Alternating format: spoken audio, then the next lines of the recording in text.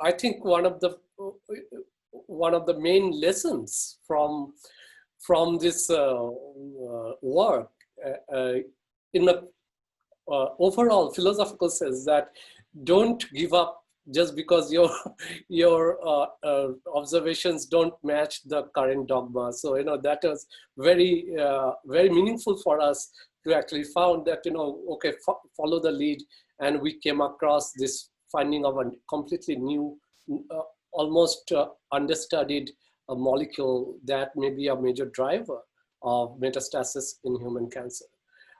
So right now we want to study, as I mentioned, that this was a completely unfunded study. So right now we are trying to get some funding to study this molecule in much more detail. We are also talking to, Sanford Burnham as one of the best screening centers in the world.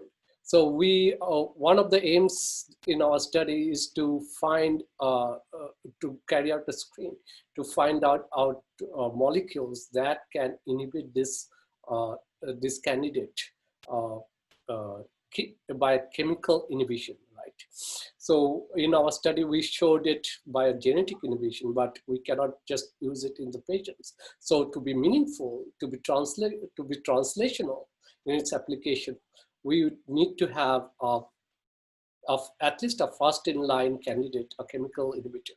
So those are the two things that we want to study right away.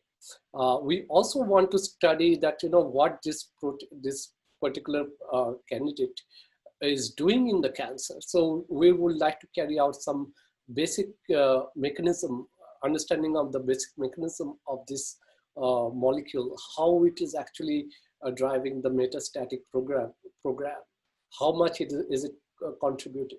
Is it necessary and sufficient? Meaning that, just inhibition of this particular candidate can stop the spread.